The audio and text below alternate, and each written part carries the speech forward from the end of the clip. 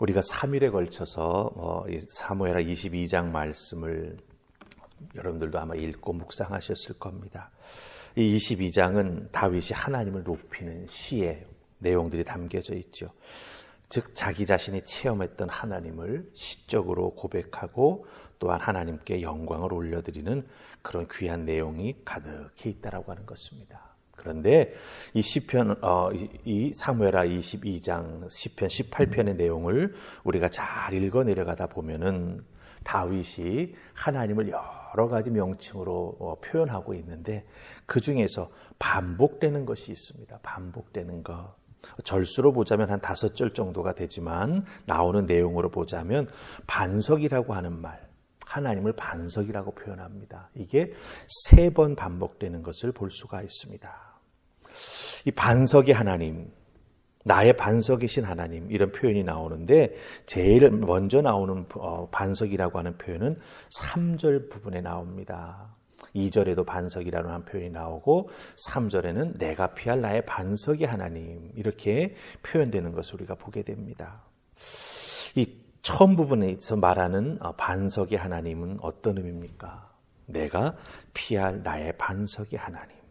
그러니까 다윗의 인생에서 다윗이 어렵고 힘들 때마다 하나님께서 흔들리지 아니하도록 다윗의 밑받침이 되어주셨다고 하는 거죠.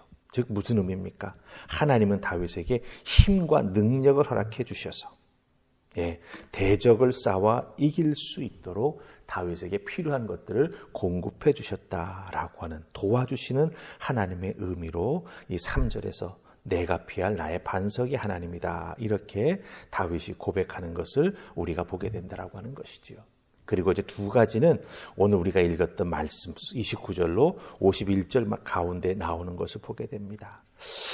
이렇게 다윗은 하나님께서 자기를 도와주실 때마다 도와주신 하나님이 어떤 모습인가, 나를 하나님께서 어떤 상황에 도와주시는가를 보면서 거기에 합당한 하나님을 부르는 명칭을 사용하고 있는 것을 우리가 보게 된다라고 하는 것이지요.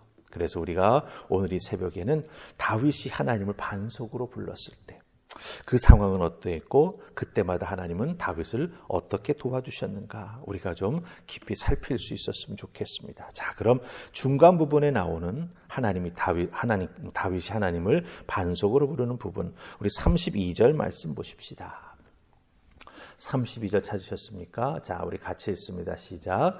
여호와 외에 누가 하나님이며 우리 하나님 외에 누가 반석이냐. 아멘. 자, 32절에서 다윗은 무엇을 말하고 있습니까? 분명히 고백하지요. 여호와 외에 누가 하나님이며 우리 하나님 외에 누가 반석이냐. 하나님이라고 하는 명칭은 스스로 존재하는 자입니다. 그리고 여호와는 바로 전능의 하나님을 의미합니다.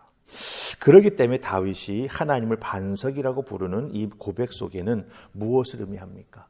전능의 하나님께서 스스로 존재하시는 그 전능의 하나님께서 다윗이 어디에 가든지 어떤 상황에 놓여 있든지 찾아와 주셨고 그 다윗을 붙잡아 주셨고 다윗이 어떤 상황 속에서도 두려워하지 아니하도록 이끌어 주셨다라고 하는 것입니다. 그러니까 이렇게 하나님의 은혜를 깊이 경험하고 나니 다윗에게 있어서는 사실 세상의 것들이 두렵지 않지요. 아무리 사울 왕이 자기에게 창끝을 겨눈다 하여도 수많은 군대를 동원해서 자기를 찾는다 하여도 반석이신 하나님은 그 능력의 하나님은 나를 지켜주시고 나를 이끌어 주실 것이다라고 하는 분명한 믿음의 고백이 생길 수밖에 없다라고 하는 겁니다. 그런데 이 32절에 나오는 이 반석이신 하나님, 이 반석이신 하나님이 오늘 연결되는 곳에서 이렇게 쭉 보면은 36절 끝부분에 가서 보시기를 바랍니다. 이 반석의 하나님이 다윗을 쭉 도와주셨는데 그 도와주시는 과정 속에 다윗이 하나 가지 그 반석의 하나님과 연결해서 표현하는 것이 있습니다. 뭐냐면 주의 온유함이 나를 크게 하셨나이다 이런 표현이 나옵니다.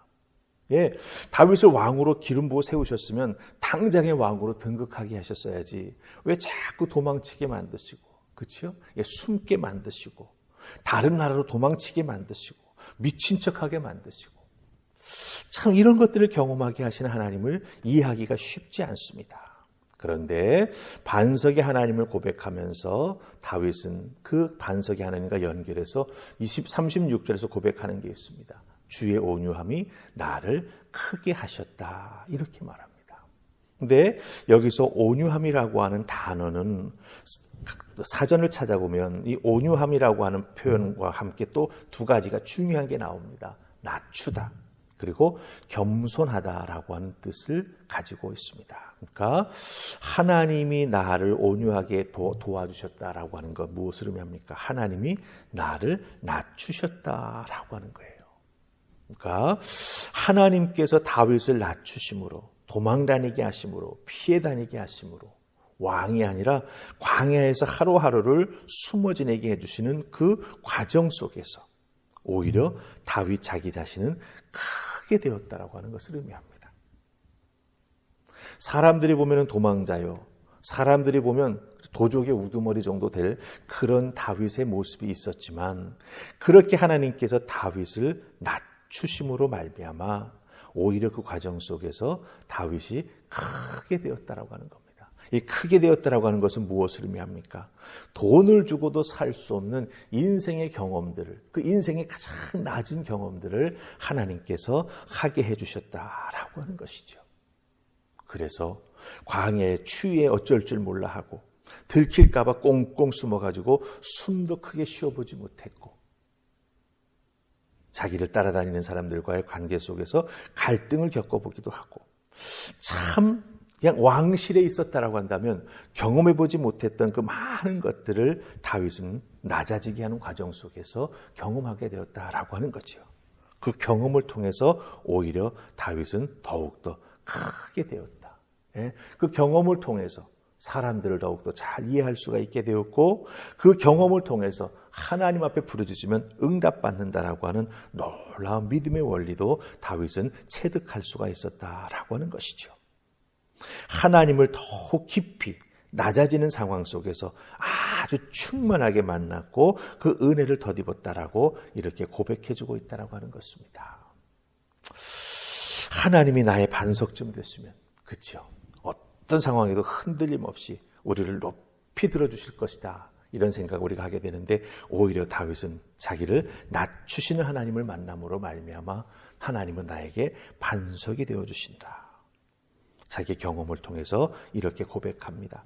여러분의 인생에 있어서도 하나님을 향한 또 하나님 주신 은혜 속에서 하나님을 만난 경험들이 많이 있으실 것입니다. 그 경험들을 한번 잘 살펴보시기 바랍니다. 어떤 때 여러분들이 정말 크게 되었습니까? 어떤 때 여러분들이 정말 하나님 앞에 믿음으로 칭송받는 사람들이 될 수가 있었습니까? 오히려 내가 낮아졌을 때, 그렇죠? 네. 빚도 없이 사람들을 섬기며 정말 열심히 하나님 앞에 무릎으로 나아갔을 때 하나님이 우리를 크게 들어쓰시고 우리를 높여주셨다라고 하는 것이죠. 다윗의 경험과 이 모든 것이 일맥상통함을 우리가 발견하게 됩니다. 그러기에 은혜 받을 때 오히려 우리의 삶이 낮아지고 어려워질 때 하나님이 또 다시 나를 크게 하시려고 하시는구나. 이것을 깨달아 알고 하나님 앞에 잠잠히 기다리며 무릎으로 나아가는 은혜가 있기를 주님의 이름으로 축복합니다. 아멘. 자, 이제 한 번 더 이 반석이라고 하는 표현이 남아있지요. 우리 47절 보시면 나오고 있습니다. 우리 찾아서 같이 47절 읽으십시다. 찾으셨죠? 읽습니다. 여호와의 사심을 두고 나의 반석을 찬송하며 내 구원의 반석이신 하나님을 높일지로다. 아멘. 예. 다윗은 하나님을 반석이라고 부를 때 그 반석이라고 부르는 그 근거를 대고 있습니다. 무엇입니까? 하나님이 살아계시다. 네, 살아계시다. 그 살아계신 하나님께서 나를 구원해 주셨다. 그래서 내가 하나님을 찬송하며 하나님을 높이겠다라고 말하고 있습니다. 반석이신 하나님은 돌입니다. 하지만 그냥 머물러 있는 것이 아니라 다윗의 삶 속에서 살아 역사해 주셔서 그 살아계신 하나님의 놀라운 은혜를 다윗이 맛보아 알 수 있었다라고 하는 것이죠. 그래서 하나님을 구원의 하나님이다. 이렇게 부르고 있는 것을 보게 됩니다. 예, 얼마나 기가 막힌 타이밍에 얼마나 기가 막힌 방법으로 하나님께서 다윗을 인도해 주셨는지 그렇죠? 그것을 여기에서 이렇게 한 구절로 다 고백하고 있다라고 하는 것이죠. 살아계신 하나님께서 나의 삶 속에 개입하시고 나를 찾아봐 주셔서 은혜를 베풀어 주셨고 그 하나님을 체험함으로 말미암아 내가 흔들리지 않는 믿음의 사람이 될 수 있었다. 삶의 순간순간 위험의 고비고비마다 하나님을 만났고 하나님의 손길을 내가 경험할 수 있었다. 그 하나님을 내가 찬양으로 높여드리기를 원한다. 다윗은 이렇게 고백합니다. 그러기에 찬양은 무엇을 전제로 합니까? 내가 만난 하나님께 영광을 올려드린다라고 하는 것을 전제하고 있습니다. 그런 의미에서 여러분의 입술에서 이 하나님께 영광을 올리는 찬양이 떠나지 아니하도록 여러분의 삶을 한번 잘 반추해 보시기 바랍니다. 능력의 하나님께서 여러분들과 함께 해주셨고 살아계신 하나님께서 여러분의 삶을 붙잡아 이끌어 주셨음을 발견하게 될 것입니다. 그러기에 우리는 더욱더 하나님을 높여드리는 찬송의 사람이 되시기를 주님의 이름으로 부탁을 드립니다. 그 찬송의 고백을 통해 여러분의 신앙을 하나님 앞에 올려드리고 또한 찬송을 부르는 과정 중에 여러분의 삶을 잘 반추해 보시면서 하나님의 은혜로 내가 여기까지 올 수 있었구나. 다시 한번 확인하고 하나님 앞에 영광 돌리는 믿음의 사람들 다 되시기를 주님의 이름으로 축원합니다. 아멘. 우리 기도하십시다. 좋으신 하나님 은혜 감사합니다. 도우시고 인도하신 하나님의 은혜로 다윗은 날마다 주님과 동행할 수 있었습니다. 하나님의 은혜를 경험할 때마다 다윗은 하나님을 반석이라 부릅니다. 자기 자신의 인생에 있어서 어렵고 힘든 부분이 있었지만 그때 경험한 하나님, 그때 만났던 하나님은 자기의 삶을 흔들림 없이 붙잡아 주셨기에 그 하나님을 반석이라 고백합니다. 우리들도 그 동일한 경험을 우리들의 삶에서 체험하고 있습니다. 하나님, 그러기에 하나님은 우리의 반석이 되어주십니다. 그 하나님을 찬양하기를 소망합니다. 그 하나님 한 분만을 의지하면서 우리들의 인생을 살아가기를 소망합니다. 이 믿음 변찮도록 붙잡아 주시고 하나님 앞에 두 손 높이 들고 기도하며 찬양하며 나아갈 때마다 반석의 하나님 우리를 찾아봐 주셔서 우리의 인생이 흔들리지 않도록 우리들의 삶의 기초를 붙잡아 주시고 하나님의 영광 돌리는 믿음의 사람으로 성장해 갈 수 있도록 하늘의 은혜를 더하여 주시옵소서. 오늘도 주신 말씀 꼭 붙잡고 반석의 하나님과 동행하는 우리가 모두가 되기를 소원하오며 예수님 이름으로 기도하옵나이다. 아멘.